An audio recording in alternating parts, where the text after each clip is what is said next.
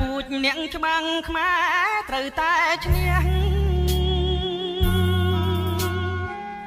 ខ្មាំងប្រវត្តិសាស្ត្រប្រហាកុំទុកកូនខ្មែរឈាមខ្មែរត្រូវតែចេញមុខសាងសន្តិសុខ